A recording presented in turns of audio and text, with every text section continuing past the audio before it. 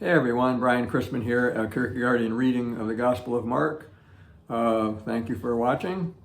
Today I'd like to catch up where we left off 8 months ago with the continuing through Behold my Mother and my Brethren with a introduction to chapter 4 in the book.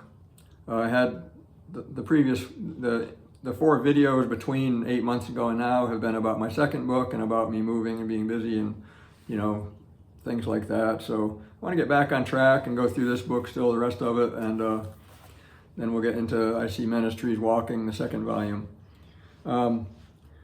We'd like to say at the outset that everything in this first volume is, I consider to be very introductory, as is fitting to the beginning of the chapter, of the Gospel of Mark especially. It's introductory. So here, this chapter called Temptation as Our Problem and Christ as Our Prototype is about the temptation account of Jesus when, after he was baptized by John, he comes up out of the water and there's a voice saying, "This is my beloved Son," and then the Spirit drives him out to the wilderness and he's tempted for 40 days.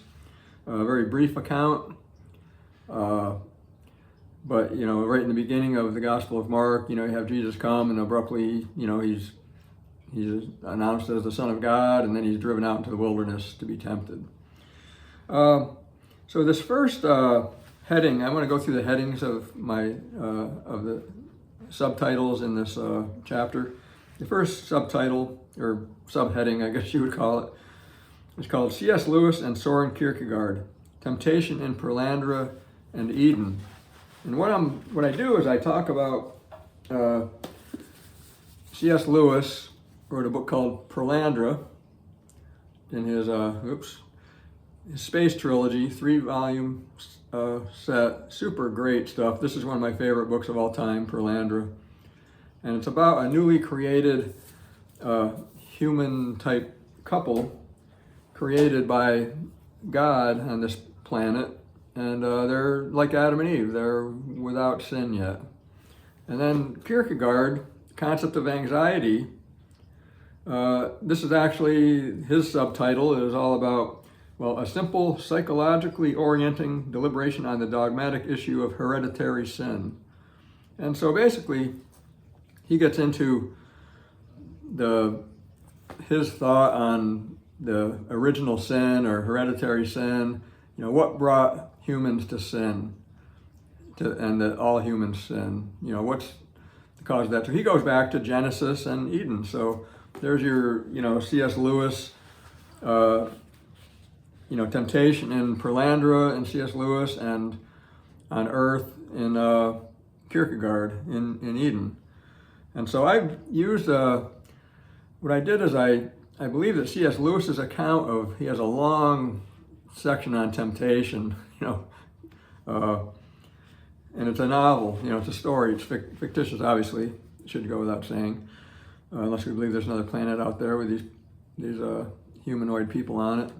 But it's a lengthy account of this relentless, long temptation of this the woman of the couple. She's been separated from her husband.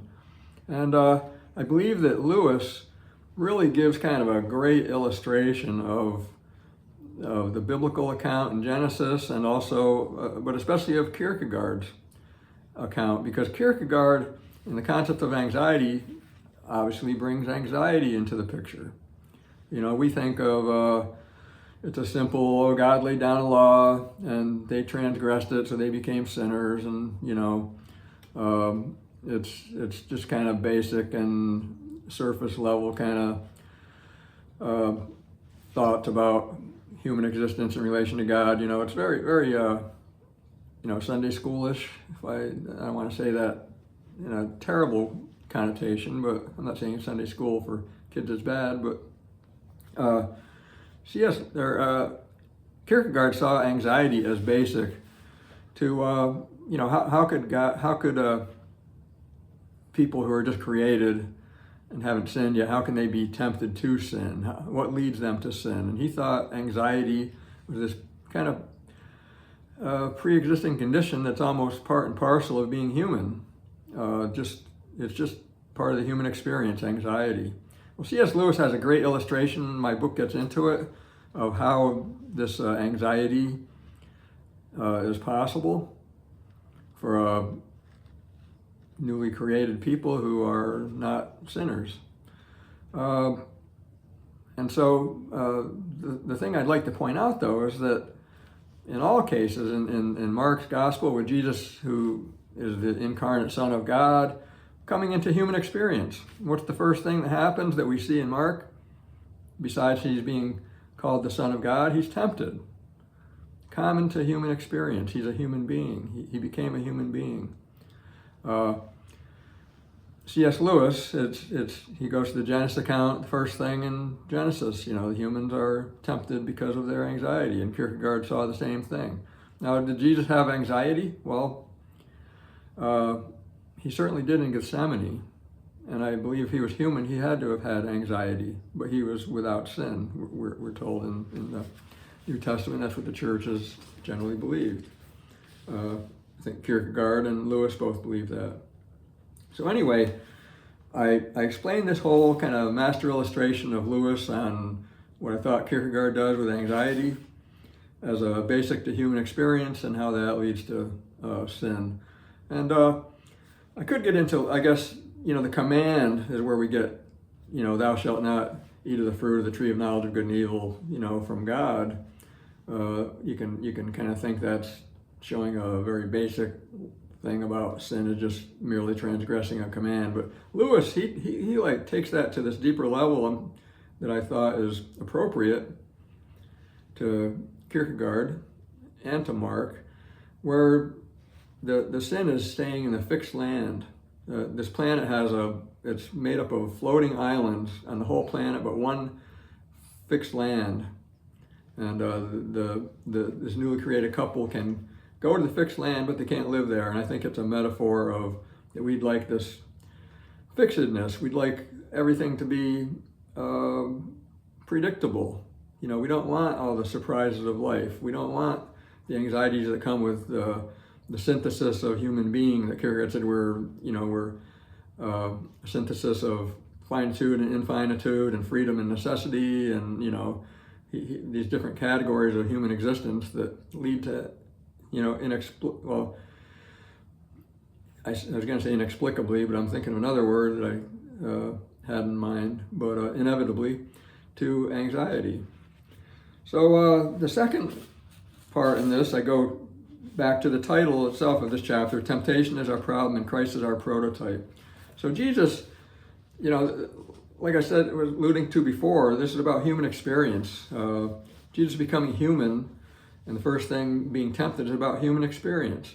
That's what Lewis emphasized, and that's what Kierkegaard emphasized. It's basically human to have anxiety and to be tempted. It's also the reason Jesus came was not just to experience all that and say, I'm just here to share in your misery and, what you perceive as misery. So, no, he came to be the Savior, but he came to be the Savior by taking care of our problem of temptation and by being our prototype. Now, prototype is kind of the way the English translators use the word. I'm not sure the Danish word, I don't know Danish, but Jesus is our pattern, our example, our prototype to follow.